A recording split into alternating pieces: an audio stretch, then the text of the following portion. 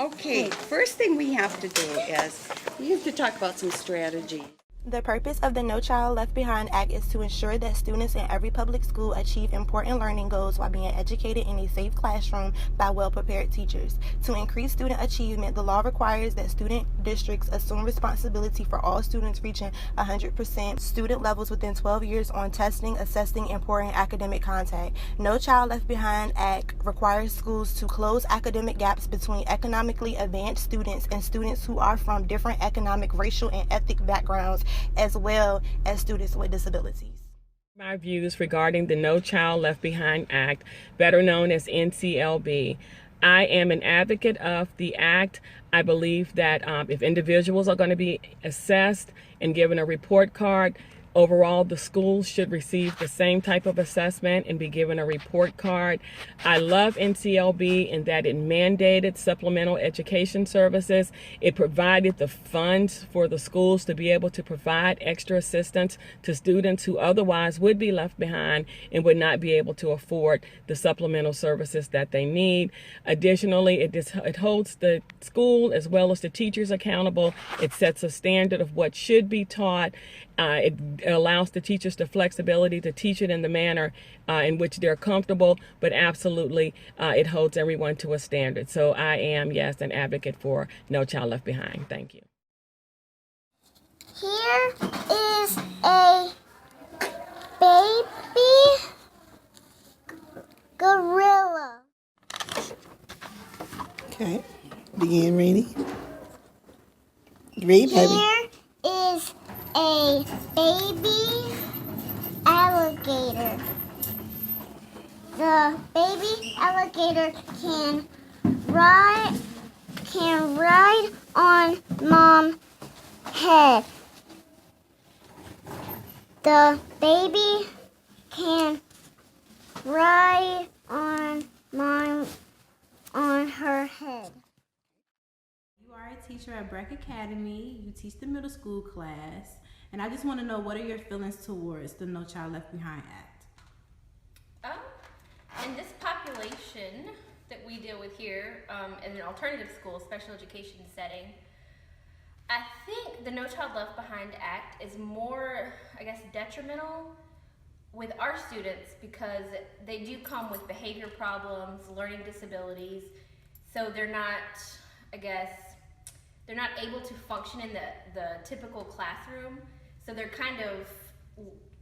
are kind of left behind in that they have so many disabilities, or that their disabilities affect so many areas, learning, academics, and their behavior. And so what we see is a lot of our students that are, I have 8th graders who still don't know some of the basic facts that they should know at this point because they've been kind of pushed along and pushed along and pushed along. Instead of the No Child Left Behind Act working kind of as it should in taking care of those children that are left behind and kind of bringing them up to the level, it's kind of, I think, is sweeping them along with everyone else just to get them moving along so that they're not left behind. Okay, so you do feel like it's not beneficial, you feel like it's more detrimental to the students? Right.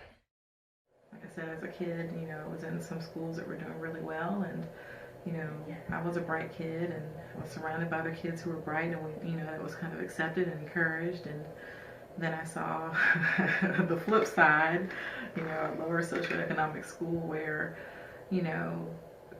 liking school and education was seen as something that was odd, and it was a threat to people that, oh, who is this little girl who thinks she's so smart? And, even the teachers couldn't understand how at,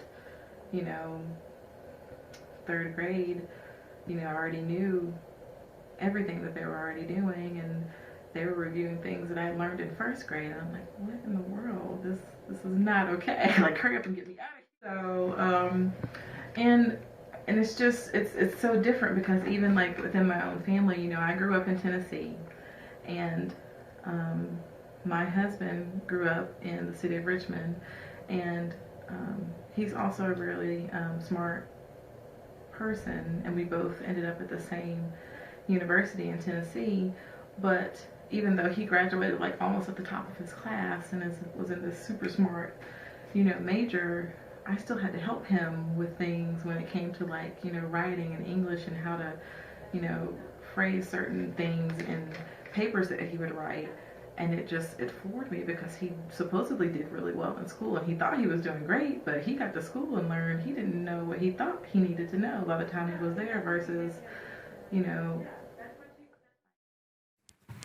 Here is a baby carrot. The baby carrot can't ride too. Here is a baby gorilla.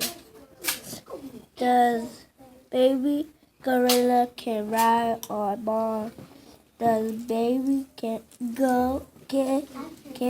Good. ride on her head? Look at your beginning letter.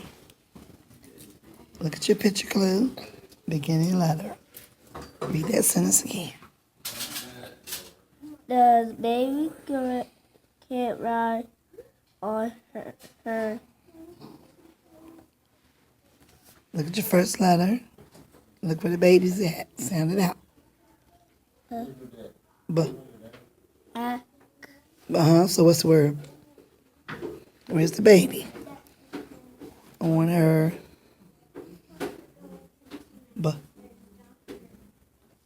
Back. Good job. No one side is getting exactly what they will want out of the Every Student Succeeds Act.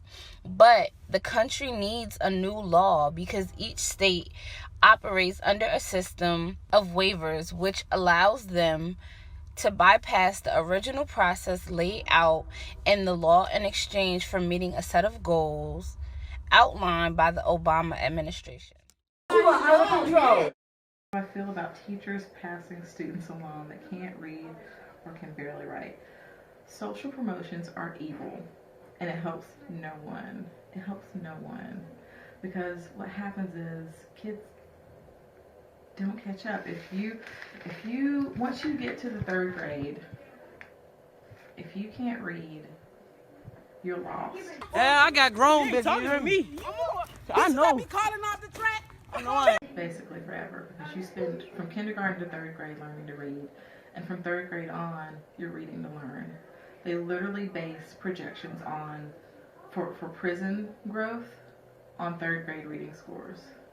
If a kid can't hit a benchmark for reading, they know that it's going to end poorly for you. You're probably going to end up with a life of crime. I ain't doing no time. I'm gonna leave it chop. You feel me? Put the camera on the real. I'm the realest nigga in the family. Nigga, you feel me? Realest nigga who ever did it. Don't you think it's time we thought about the future? Whether our children ain't gonna be winners or losers? Don't you think it's time to advance the rhyme we spit? Whether you know it or not, you deep in politics, all inside of it. In fact, you the issue. Don't let this government diss you. They really do not want you to vote. They really do not want you to hope. They really want you sniffing their coat. You look around, yo, we missing the boat. I could have wrote about anything to get on, but this what I wrote, and what I'm writing is guaranteed to enlighten. Like Dr. Cornell West,